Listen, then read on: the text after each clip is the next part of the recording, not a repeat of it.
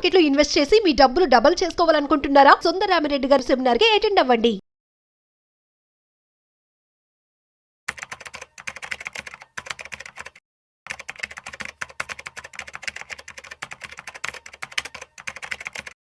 గిరిబాబు గారు నమస్తే సార్. నమస్తే అండి. గిరిబాబు గారు, చాలా మంది 1 కోటి రూపాయలు 2 కోట్ల రూపాయలు ఓ ఇల్లు కొనుక్కోవడానికో ఇల్లు కట్టుకోవడానికో బ్యాంకుల నుంచి లోన్ తీసుకుంటారు. దానికి ఒక 15 సంవత్సరాలు 20 సంవత్సరాలు టెన్యూర్ పెట్టుకుంటారు, లోన్ గడువు పెట్టుకుంటుంటారు. సరే, ఓవర్ పీరియడ్ ఆఫ్ టైం తర్వాత ఒక 5-10 ఏళ్ల తర్వాత అనిపిస్తుంది, అబ్బా ఇంకో 10-15 ఏళ్ళు కట్టాలి, చాలా టైం ఉంది, వెక్స్ అయిపోతారు అప్పటికి. ఎందుకంటే ప్రతి నెల 1వ తేదీ వచ్చిందంటే దానికోసం ఒక 50,000 60,000 70,000 80,000 ఎంతో కొంత ఈఎంఐకి దగ్గర 1 లక్ష వరకు ఉంటుంది. 1 లక్ష వరకు ఈఎంఐకి వెళ్ళిపోతుంటుంది. సరే, ఇంకో రోజు వైఫ్ అండ్ హస్బెండ్ ఇద్దరు కూర్చొని మాట్లాడుకుంటారు, అయ్యో నెలకు 1 లక్ష రూపాయల వరకు ఈఎంఐకి వెళ్ళిపోతుంది, చాలా బర్న్ అయిపోతుంది, త్వరగా ఏదో విధంగా అసలు ఫస్ట్ ఈఎంఐ నుంచి ఈఎంఐ త్వరగా రీపే చేసి ఫస్ట్ దీని నుంచి బయటపడాలని అనుకుంటుంటారు. కాబట్టి మరి ఈఎంఐ విషయానికి వస్తే మనం ఈఎంఐ బర్డన్ని తగ్గించుకోవడానికి ఎటువంటి మంచి మార్గాలు ఉన్నాయంటారు? యాక్చువల్గా ఒక చిన్న ఎగ్జాంపుల్తో మనం డిస్కస్ చేద్దాం. చాలా మంది తోటి నేను మాట్లాడినప్పుడు, మీరు హోమ్ లోన్ టెన్యూర్ ఎంత తీసుకున్నారు అంటే, నేను 25 years తీసుకున్నాను, 30 తీసుకున్నాను చెప్తుంటారు. ఎందుకంత ఎక్కువ తీసుకున్నాము అంటే, అంత టెన్యూర్ పెడితే తప్ప మనకు కావాల్సినంత అమౌంట్ రాదు. మీరు ముందే కనుక 10 years 15 years పెట్టుకుంటే డిస్బర్సిబుల్ అమౌంట్ ఎక్కువ రాదు. కనుక టెన్యూర్ ఎక్కువ పెట్టేసుకుంటారు. వాళ్ళ మైండ్లో ఏముంటుందంటే, నేను టెన్యూర్ 25 పెట్టుకున్నా 30 పెట్టుకున్నా నేను దీన్ని ఒక 10-15 సంవత్సరాల లోపల క్లియర్ చేసేస్తాను అనే ఉద్దేశం ఉంటుంది. ఆ 10-15 సంవత్సరాల లోపల క్లియర్ చేస్తాను ఉద్దేశం ఉండి, వాళ్ళిక ఆ 20 సంవత్సరాల పీరియడ్ని పట్టించుకోకుండా లోన్ తీసేసుకుంటారు. లోన్ తీసేసుకొని వాళ్ళు ఫస్ట్ లోన్ తీసుకొని ఇల్లు కొనుక్కొని గృహప్రవేశం అయిన తర్వాత కనీసం ఒక 3-4 years దాకా వాళ్ళకి ఒక బ్రీతింగ్ స్పేస్ దొరకదు, అంటే ఎక్స్ట్రా కట్టడానికి. అంటే ఫస్ట్ 4-5 years అట్లా వెళ్ళిపోతుంది. ఇక తర్వాత నేను నెమ్మదిగా కడదాము, నా దగ్గర డబ్బులు ఉన్నప్పుడల్లా కడదాము అని ఇంకా ఏ అవసరాలు ఉన్నా పక్కన పెట్టి ఈ హోమ్ లోన్ మీద పడి దాన్ని తీర్చుకుంటూ పోయాలి అని తాపత్రయపడుతుంటారు. ఎంత తాపత్రయపడ్డా ఒక 15 సంవత్సరాలు తక్కువైతే కాదు. అలా కాకుండా మన మిగతా గోల్స్ ఏవైతే ఉన్నాయో అవి మిస్ అవ్వకుండా ఒక ప్రాపర్ ప్లానింగ్, ఒక చిన్న 2-3 టిప్స్ చెప్తాను నేను. అవి కనుక మీరు అవలంబిస్తే మీ హోమ్ లోన్ ఎంత టెన్యూర్ ఉన్నా ఎంత ఎక్కువ ఉన్నా హ్యాపీగా మనం క్లియర్ చేసుకోవచ్చు. ఒక ఎగ్జాంపుల్ తీసుకుందాం. ఒక 50 lakhs హోమ్ లోన్ ఉంది, 8.5% ఇంట్రెస్ట్ అనుకోండి. ఈఎంఐ వచ్చి అరౌండ్ 44,000 అవుతుంది. 43,000 change 44,000. 50 lakhs home loan, 8.5% interest rate, 20 years tenure, 44,000 EMI. అయితే మొత్తం మీరు 44,000 చొప్పున 20 years తర్వాత మీరు మొత్తం పాకెట్ నుంచి కట్టేది 1,05,00,000 ఉంటుంది. తీసుకునే లోన్ 50 లక్షలు అయితే మొత్తం కట్టేది 1,05,00,000 చిల్లర. రఫ్ ఫిగర్ చెప్తున్నాను నేను. 1,00,000 అంటే మీరు దగ్గర 50 లక్షల లోన్కి ఇంకొక 55 లక్షలు ఎక్స్ట్రా కడుతున్నారు. అది ఎప్పుడు 20 years పాటు కడుతూ పోతున్నారు. కానీ మీరు అన్నట్టుగా నార్మల్గా నేను ఇంతకాలం కడుతూ పోతున్నాను, నాకు అసలు వెక్స్ అయిపోతున్నాను, ఇబ్బంది పడుతుంటారు. సో అందుకే ఒక జోక్ ఉంటుంది.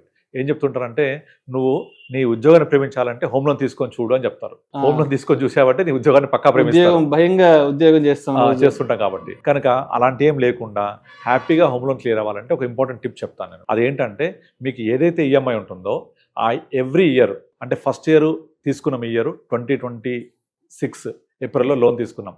నెక్స్ట్ 1 year అంటే 2027 ఏప్రిల్. 1 year తర్వాత మీ 12 EMIsకి ఈక్వల్గా ఒక ఈఎంఐ రీపే చేయండి. ఎక్స్ట్రా 1 EMI ఎక్స్ట్రా అంటారు దీన్ని. 12 years అయిపోయింది, 13th EMI ఎక్స్ట్రా కట్టండి. 13th EMI మళ్ళీ 24 months అయిపోయింది, మళ్ళీ ఒక ఈఎంఐ ఎక్స్ట్రా కట్టండి. 1 EMI ఎక్స్ట్రా ఎవ్రీ ఇయర్ కట్టుకుంటూ వెళ్తే మీ టోటల్ టెన్యూర్ దగ్గర ఒక 6-7 years తగ్గిపోతుంది.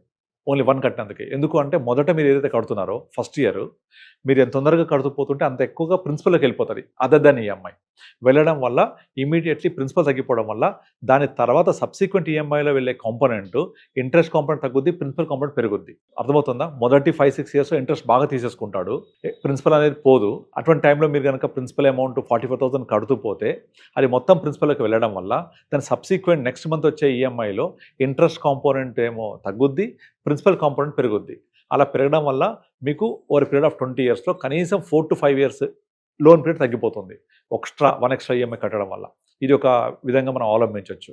ఇలా లేని వాళ్ళకు, నాకు అంత అవ్వడం కష్టం అనుకుంటే మనం ఏం చేయాలంటే, మన ఈఎంఐ 44,000 కదా ఎగ్జాంపుల్లో, ఆ 44,000 గాను అట్లీస్ట్ ఒక 4,000 అంటే 10% of EMI 4,400 rupees SIP start చేయండి extra every month. SIP start చేస్తూ పోతే మీరు కనుక ఇదే ఎస్ఐపి 4,400 రూపీస్ 20 years కంటిన్యూ చేస్తే ఎగ్జాక్ట్లీ 20 years మీరు ఎంత పే చేస్తారో ఈ 50 lakhs ఎగ్జాంపుల్లో 1,05,00,000 పే చేస్తాం కదా, ఎగ్జాక్ట్లీ మీ కార్పస్ 4,400 చొప్పున వెళ్తే 20 years తర్వాత సేమ్ 1,05,00,000 ఉంటుంది. అంటే మీరు ఎంతైతే లోన్ రూపంలో వాళ్ళకి కట్టారో 1,05,00,000 అదంతా వెనక ఎస్ఐపి అమౌంట్ జనరేట్ అయ్యి ఉంటుంది. అంటే మీకు ఇల్లు ఆల్మోస్ట్ ఫ్రీగా వచ్చినట్టే.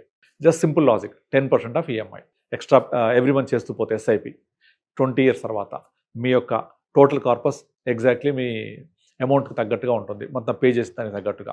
సో ఆ విధంగా మీ యొక్క బర్డెన్ తగ్గించుకోవచ్చు. థర్డ్ టిప్, ఇంపార్టెంట్ టిప్, మీరు నార్మల్గా చాలామంది ఏం చేస్తారు, నేను ఈ హోమ్ లోన్ తీసుకున్న తర్వాత నాకు 20 years పెట్టుకున్నాను, 20 years కుదరదు, నేను దీన్ని ఇంకా తొందరగా తక్కువ చేస్తాను అని చెప్పేసి ఎక్స్ట్రా అమౌంట్ కట్టేస్తూ ఉంటారు. ఏది 1 EMI ఎక్స్ట్రా ప్రయాణం కాకుండా, ఎస్ఐపి కాకుండా ఉన్నప్పుడల్లా కడుతూ ఉంటారు. ఆ ఉన్నప్పుడల్లా కట్టడం చేయకూడదు. దాన్ని ఏం చేయాలి అంటే, మనం కనుక 10 years టార్గెట్ అయిపోవాలి అంటే మన లోన్ ఎంత ఉంది, ఇప్పుడు ఎగ్జాంపుల్లో 50 lakhs ఉంది కనుక నా దగ్గర ఎంత మిగులుతున్నాయి, ఒక 20,000 మిగిలాయి, 30,000 మిగిలాయి, మిగిలినట్టుగా మీరు ఒక ఇండెక్స్ ఫండ్ కానీ, బ్యాలెన్స్ ఫండ్ కానీ, కొంచెం మనకు అవగాహన ఉంటే ఒక మంచి అగ్రెసివ్ ఫండ్లో కానీ వేసుకొని కంటిన్యూస్గా ప్యారలల్గా మ్యూచువల్ ఫండ్స్ రన్ చేస్తూ పోవాలి. అలా మ్యూచువల్ ఫండ్ రన్ చేస్తూ పోతూ ఉంటే మీకు ఆటోమేటిక్గా 8, 9, 10 years లోపలే మీ అవుట్ స్టాండింగ్ ఎంత ఉందో, అంటే 8 years తర్వాత అంత అమౌంట్ ఇక్కడ జనరేట్ అయి ఉంటుంది. అంటే I mean to say that మీరు 1 EMI అయినా కట్టొచ్చు, 10% ఆఫ్ ఎస్ఐబి అయినా చేయొచ్చు. లేదు నా దగ్గర కన్సిస్టెంట్ డబ్బులు రావు అనుకుంటే, ముఖ్యంగా బిజినెస్ పీపుల్కి, లేదా నాకు అప్పుడప్పుడు బోనస్ వస్తుంది, అప్పుడప్పుడు ఎక్స్ట్రా మనీ వస్తాయి, జాబ్ చేంజ్ అయ్యాను, శాలరీ పెరిగింది అనుకున్నప్పుడు ఎట్లెట్ల అమౌంట్ పెరిగిందో ఆ పెరిగిన అమౌంట్ నాకు రాలేదు అనుకొని ఎక్స్ట్రా మ్యూచువల్ ఫండ్స్ ఇన్వెస్ట్ చేయాలి. అలా చేస్తూ పోతే మీకు ఒక ప్యారలల్ అసెట్ బిల్డ్ అవుతుంటుంది. ఆ ప్యారలల్ అసెట్ బిల్డ్ అవ్వడం వల్ల ఏమవుతుందంటే మీకు ఒక 8, 9, 10 years తర్వాత ఎంతైతే అవుట్ స్టాండింగ్ ఉంటుందో ఎగ్జాక్ట్ అమౌంట్ ఇక్కడ మ్యూచువల్ ఫండ్ వచ్చి ఉంటుంది. దీన్ని విత్డ్రా చేయండి, ఆ లోన్ క్లియర్ చేసేయండి. సో ఇన్స్టెడ్ ఆఫ్ 20-25 years మీరు 10 yearsలోనే లోన్ క్లియర్ చేయొచ్చు. అంటే ఓవరాల్గా మీరు హోమ్ లోన్కి కట్టకుండా ఇన్వెస్ట్ చేయండి. ప్యారలల్గా ఇన్వెస్ట్ చేస్తూ పోతే ఆటోమేటిక్గా మీ యొక్క కార్పస్ పెరిగి దాన్ని మీ యొక్క లయబిలిటీ తగ్గించడానికి హెల్ప్ అవుతుంది. తర్వాత ఇంకొకటి, ఇప్పుడు నార్మల్గా చాలామంది ఏం చేస్తుంటారు, హోమ్ లోన్ తీసుకున్నప్పుడు దాంతోపాటుగా మన టాపప్ లోన్ తీసుకుంటూ ఉంటారు. టాపప్ లోన్ తీసుకొని టాపప్ లోన్కి రేట్ ఆఫ్ ఇంట్రెస్ట్ ఎక్కువ ఉంటుంది, నాకు పర్వాలేదు హోమ్ లోన్ లాగా కట్ అయిపోతుంది పెట్టుకుంటారు, మళ్ళీ అదొక బర్డన్ అవుతుంది. కనుక అట్లా కాకుండా మనం ఏం చేయాలి అంటే, మనము హోమ్ లోన్ అనేది ఎప్పుడు స్టార్ట్ అవ్వాలి, ఒక 5 years స్టార్ట్ అవ్వాలి. అంటే ఇల్లు తీసుకోవడం అనేది మీ ప్లానింగ్ కనుక ఒక 5 years ముందే కనుక చేసుకొని, చాలామందికి చెప్తుంటాను నేను, మీరు ఒక ఇల్లు తీసుకోవాలనుకున్నప్పుడు ఒక 4-5 years ముందే ప్లాన్ చేసుకొని ఈఎంఐ ఎంత కట్టాలనుకుంటున్నాను 5 years తర్వాత, ఒక 50,000 అనుకోండి, ఈ 50,000 సరిపడే అమౌంట్ ఎస్ఐపి స్టార్ట్ చేయండి ముందు నుంచే, ఒక ప్రాక్టీస్ లాగా ఉంటుంది. లేదా మీరు ఒక 5 years తర్వాత పొజిషన్ వచ్చే, 4 years పొజిషన్ వచ్చే ఒక ప్రీ లాంచ్ ఆఫర్, అంటే రెరా అప్రూవల్ వచ్చి బ్యాంకులో ఎలిజిబిలిటీ ఉండి 1 time పేమెంట్ కాకుండా ఇప్పుడే మీరు ప్రైస్ లాక్ అయిపోతే 4 years తర్వాత మీ పొజిషన్ వస్తుంది. ఈ లోపల మీరు ఏం చేస్తారు, ఆ 4 years పాటు ఓన్లీ బ్యాంక్ వాడు డిస్బర్స్ చేసిన అమౌంట్ మీద ఇంట్రెస్ట్ పే చేస్తూ ఉంటారు. ఆ బ్యాంక్ వాడు ఏదైతే ఇంట్రెస్ట్ డిస్బర్స్ చేస్తాడో లోన్ అమౌంట్, ఇంట్రెస్ట్ మాత్రం పే చేస్తుంటారు. రిమైనింగ్ అమౌంట్ మీరు అంతా కూడా ఈఎంఐ కడుతున్నామని ఫీల్ అవుతూ ఆ బ్యాలెన్స్ అమౌంట్ ఎస్ఐపి చేస్తూ ఉండాలి. అట్లా ఒక 4-5 years తర్వాత మీ దగ్గర తెలియకుండా చాలా అమౌంట్ జమ అవుతుంది. ఈ అమౌంట్ మీరు రిజిస్ట్రేషన్ కోసం వాడుకోవచ్చు, ఇంటీరియర్ కోసం వాడుకోవచ్చు, లేదా ఎక్స్ట్రా కార్పస్ కోసం వాడుకోవచ్చు. మీరు కనుక ఒక 50,000 ఎస్ఐపి 50,000 నేను లోన్ కట్టాలి 5 years అవుతుంది అనుకుంటే ఇప్పుడు స్టార్ట్ చేసేసేయండి. ఒక ప్రాక్టీస్ లాగా ఉంటుంది, ఇది ఇన్వెస్ట్ అవుతుంది.